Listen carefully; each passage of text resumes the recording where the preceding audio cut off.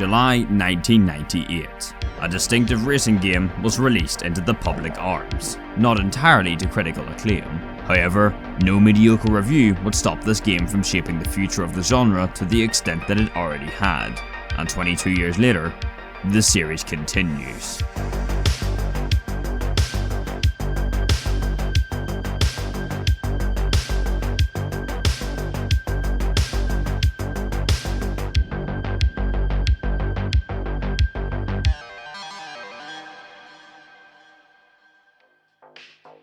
Like many others, I was born at a very young age. I grew up around two things in life: motorsport and video games. Slap the two together, and you have a product that would have kept me quiet for hours, until I hit another tree and broke a couple of PS2 controllers. And yes, I blame Finland. I didn't like to go to Finland because I don't like jumps. If I want to fly, I would be a pilot. If my grandmother had wheels, she would have been a bike. Colin McRae Rally quickly became a franchise pulling consistently positive reviews from critics alike, releasing 4 more games over the span of just 6 years, all achieving astonishingly high ratings across several mainstream publications at the time, quickly becoming one of the most highly reviewed racing game series of all time. However, everything was about to change. September 14th, 2007. The PS3 version of Colin McRae DiRT was set to release in Europe. September 15th, the very next day. Remained through the night at the scene of the crash near Colin McRae's house in Jerviswood near We're just getting confirmation through that Colin McRae, the former World Rally champion, has been killed in that crash. The helicopter coming down just half a mile from his home in Lanark. He was 39 years old. His son, Johnny, was also on board and is amongst the dead, we're being told. I think he was just 5 years old. I can't help but find the release date of the original DiRT incredibly chilling when juxtaposed to his death. It's one of life's cruelties that nobody really could have predicted. Quote, "In response to the death and after an agreement was made with the McRae family, Codemasters withdrew a major advertising campaign for the PS3 version of Colin McRae DiRT, as well as opting to remove Colin McRae's name from the future titles in the series and re-releases of past entries." And then, in 2009, Codemasters used the McRae name for the final time. On a much lighter note, the DiRT series has been going strong since, continuing its reputation of strong reviews, riveting gameplay, and the sheer difficulty of the DiRT Rally games becoming infamous throughout the gaming community. In 2017 we got DiRT 4, which was just a more accessible version of DiRT Rally, you know, for people who have poor anger management. And then we received a sequel to DiRT Rally only last year, and going by the pattern, we should be getting the next game sometime in 2021. What? Oh, it's in October. Oh. And if you've got me a Steam key for it. Alright. Alright, cheers. Thanks. This can only go well.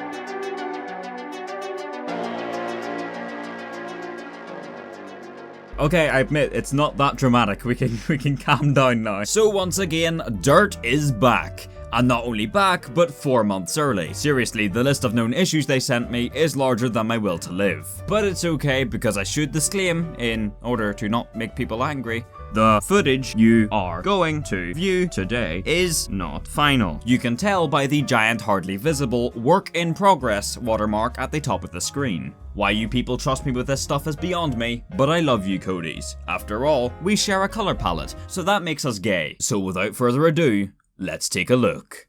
I should disclaim that I wanted to make this video in a similar style to my Grid video I did a while back, another game that Codemasters thought was a good idea to send me out early.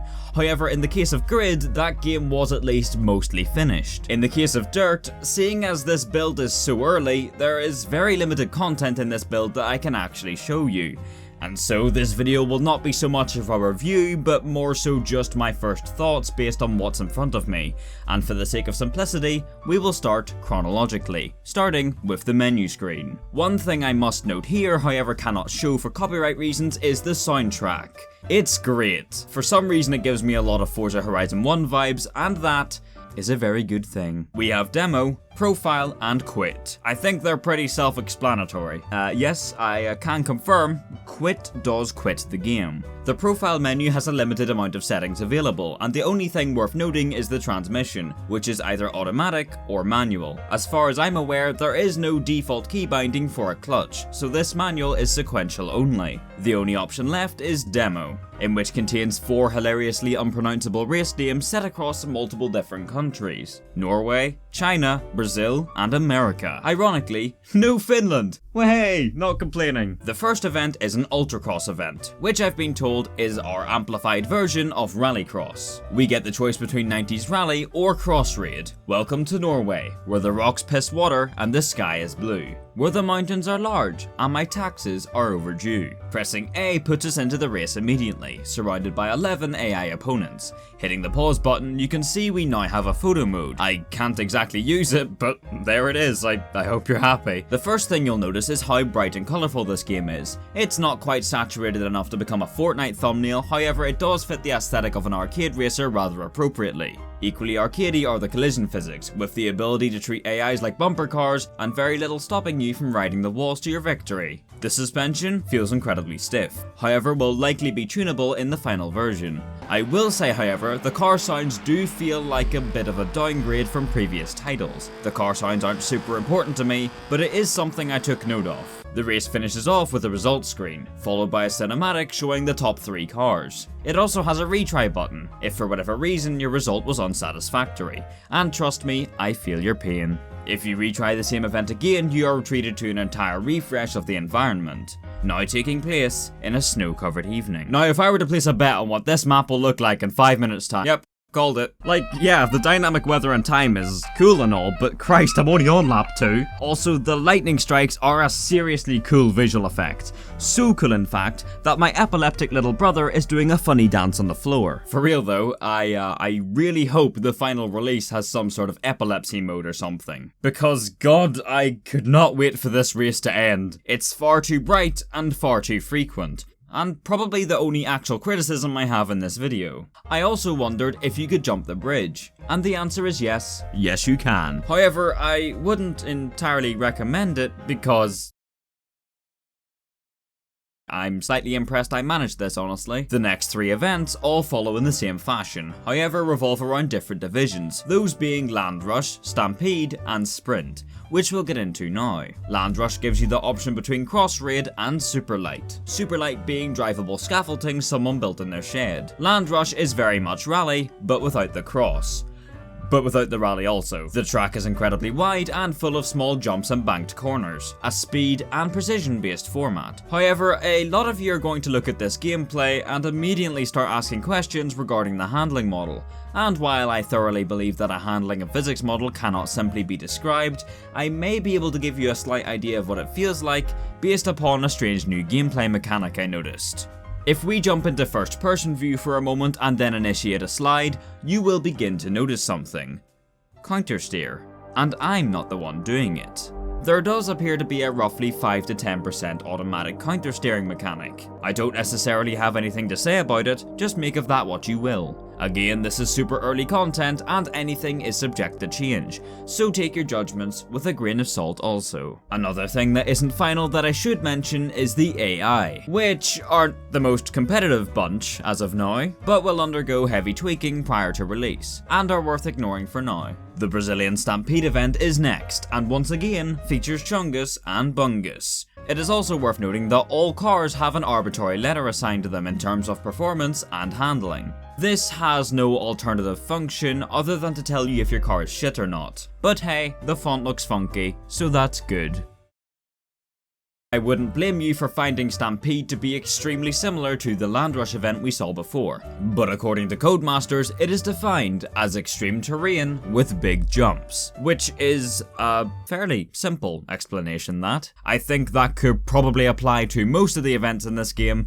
However, I suppose they're not exactly wrong, are they? One thing I must heavily commend Codemasters on is the lack of invisible walls, opting for generously placed reset barriers instead. I know that sounded very sarcastic, but I mean it. Hit that tree? Yes you can. Hit that thing there? Yes that too. Drive through fire? Definitely. Fall off a bridge? Absolutely. Oh.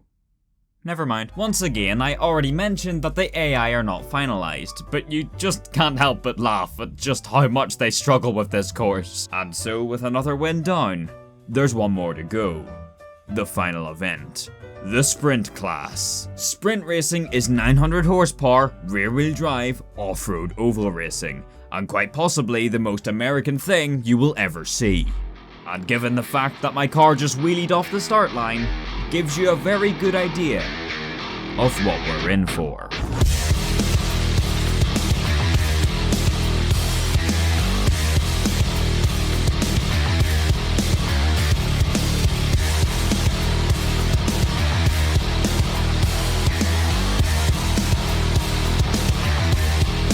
God, let it end! This might be the worst car I've ever driven. I really hope this gameplay does it justice for you. I'm in pain. Every corner must be perfect. Every drift must be perfect. You mess up once and you start again. Out of everything, this took me the most practice by far to do. And as frustrating as it felt, it was quite nice to actually feel challenged by a racing game for once. And so I did end up appreciating it once I got the hang of it. Eventually, after many prolonged failures, I picked up my final victory. And that, ladies and gentlemen, is the end of that. While this was only a demo, I learned a lot about what Dirt 5 is going to be like, and I very much look forward to seeing more. But now is undoubtedly far too early to make any concluding remarks about it, so I don't really know what note to leave you on. There is a lot of things that I did not touch upon in this video that many other creators and Codemasters themselves have, so if you want more, there's plenty of it. Go fucking look for it. There are currently 43 achievements listed on Steam. If anybody knows how to unlock the placeholder achievement, please do let me know. Wait. Write a review for Dirt 5? Hold on. Be the first to write a review for this product. Oh my god.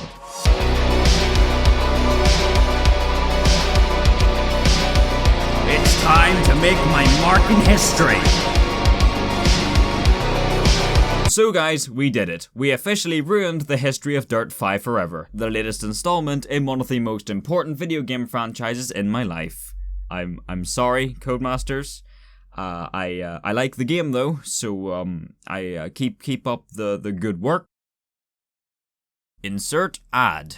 Around a year ago, my mum gave me this wallet. It's barely even big enough to fit an MP3 player in it, but why would I need to do that when I can just have something smaller and more efficient? That is why I now have a Ridge wallet. And yes, this is a sponsor. It's smaller, lighter, and more stylish. A lot more stylish. Only carries what you need to day to day. No more carrying around useless crap in your pockets because your boys at Ridge have got you covered. 2 metal plates and an elastic band? Simple. Titanium, carbon fiber, and aluminium?